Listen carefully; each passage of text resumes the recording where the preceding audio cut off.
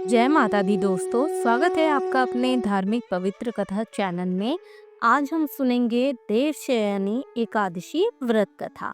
तो बोलिए श्री हरि नारायण भगवान की जय, लक्ष्मी माता की जय। धर्मराज युधिष्ठिर जी श्री कृष्ण जी से कहने लगे, आषाढ़ शुक्ल एकादशी का क्या नाम है? इस व्रत के करने की विधि क्या है और किस देवता का पूजन किया जाता है? सो विस्तार पूर्वक मुझसे कहो। श्री कृष्ण जी कहने लगे कि हे युधिष्ठिर, जिस कथा को ब्रह्मा जी ने नारद जी से कहा था वही मैं तुमसे कहता हूँ। एक समय नारद जी ने ब्रह्मा जी से यही प्रश्न किया था। तब ब्रह्मा जी ने उत्तर दिया कि हे नारद जी, तुमने कलयुग जीवों के उद्धार के लिए बहुत ही अच्छा प्रश्न किया है, क्योंकि देवशयनी एकादशी का व्रत सब व्रतों में उत्तम माना गया है। इस व्रत से समस्त पाप नष्ट हो जाते हैं और जो मनुष्य इस व्रत को नहीं करते वे नरकगामी कहलाते हैं। इस व्रत के करने से भगवान विष्णु प्रसन्न होते हैं और इस एकादशी का नाम पद्मा माना गया है। अब मैं तुमसे एक पौराणिक कथा कहता हूँ, तुम मन लगाकर सुनो। पूरे वंश में मांधाता नाम का एक चक्रवर्ती राजा हुआ करता था, जो सत्यवादी और महान प्रतापी था। वह अपनी प्रजा का पुत्र की भांति पालन किया करता था। उसकी सारी प्रजा धन धान्य से भरपूर और सुखी थी। उसके राज्य में कभी अकाल नहीं पड़ता था। एक समय उस राजा के राज्य में 3 वर्ष तक वर्षा नहीं हुई और अकाल पड़ गया। प्रजा अन्न की कमी के कारण अत्यंत दुखी हो गई। अन्न के न होने से राज्य में यज्ञ आदि भी बंद हो गए। एक दिन प्रजा राजा के पास जाकर कहने लगी कि हे राजा, सारी प्रजा त्राही त्राही पुकार रही है, क्योंकि समस्त विश्व की सृष्टि का कारण वर्षा है। वर्षा के अभाव से अकाल पड़ गया है और अकाल से प्रजा मर रही है। इसलिए हे राजन, कोई ऐसा उपाय बताओ जिससे प्रजा का कष्ट दूर हो जाए। राजा मांधाता कहने लगे कि आप लोग ठीक कह रहे हैं।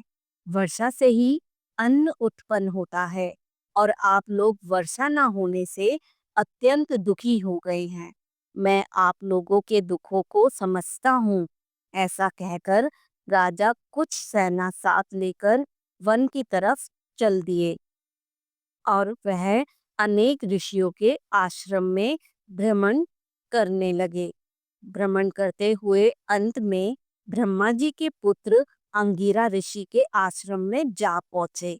वहां राजा ने घोड़े से उतरकर अंगिरा ऋषि जी को प्रणाम किया। फिर मुनि जी ने राजा को आशीर्वाद देकर कुशल क्षेम के पश्चात उनसे आश्रम में आने का कारण पूछा।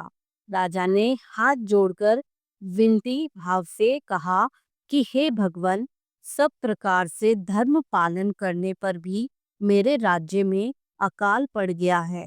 इससे प्रजा अत्यंत दुखी रहने लगी है। राजा के पापों के प्रभाव से ही प्रजा को कष्ट होता है। ऐसा शास्त्रों में कहा है।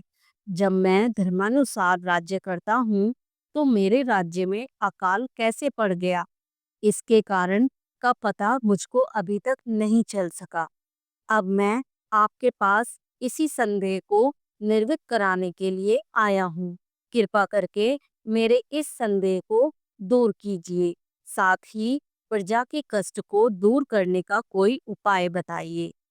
इतनी बात सुनकर ऋषि जी कहने लगे कि हे राजन, यह सत्ययुग सब युगों में उत्तम है। इसमें धर्म को चारों चरण सम्मिलित हैं, अर्थात इस युग में धर्म की सबसे अधिक उन्नति है। लोग ब्रह्म की उपासना करते हैं और केवल ब्राह्मणों को ही वेद पढ़ने का अधिकार है। ब्राह्मण ही तपस्या करने का अधिकार रख सकते हैं, परंतु आपके राज्य में एक शूद्र तपस्या कर रहा है। इसी दोष के कारण आपके राज्य में वर्षा नहीं हो रही है। इसलिए यदि आप प्रजा का भला चाहते हो तो उस शूद्र का वध कर दो। इस पर राजा कहने लगा कि महाराज, मैं उस निरपराध तपस्या करने वाले शूद्र को किस तरह मार सकता हूँ? आप इस दोष से छूटने का कोई दूसरा उपाय बताइए। तब ऋषि कहने लगे कि हे राजन, यदि तुम अन्य उपाय जानना चाहते हो तो सुनो। आषाढ़ मास के शुक्ल पक्ष की पद्मा नाम की एकादशी का विधि पूर्वक व्रत करो। व्रत के प्रभाव से तुम्हारे राज्य में वर्षा होने लगेगी और प्रजा सुख प्राप्ति करेगी, क्योंकि इस एकादशी का व्रत सब सिद्धियों को देने वाला है और समस्त उपद्रवों को नाश करने वाला है। इस एकादशी का व्रत तुम प्रजा, सेवक तथा मंत्रियों सहित करो। मुनि के इस वचन को सुनकर राजा अपने नगर को वापस आया और उसने विधि पूर्वक पद्मा एकादशी का व्रत किया। उस व्रत के प्रभाव से वर्षा हुई और प्रजा को सुख पहुंचा। अतः इस मास की एकादशी का व्रत सब मनुष्यों को करना चाहिए। यह व्रत इस लोक में भोग और परलोक में मुक्ति को देने वाला है। इस कथा को पढ़ने और सुनने से मनुष्य के समस्त पाप नष्ट हो जाते हैं। तो बोलिए श्री हरि नारायण भगवान की जय, लक्ष्मी माता की जय। भगवान विष्णु जी आपकी सभी मनोकामनाएं पूर्ण करें। माता लक्ष्मी आपके घरों में सुख समृद्धि प्रदान करें। आशा करती हूँ दोस्तों आपको यह वीडियो पसंद आया होगा। पसंद आए तो लाइक कीजिएगा, शेयर कीजिएगा और चैनल को सब्सक्राइब जरूर कीजिए। बेल आइकन दबाइए ताकि आने वाली हर वीडियो आपको इसी प्रकार मिलती रहेगी। फिर मिलते हैं हम ऐसी नई जानकारी के साथ। राधे राधे।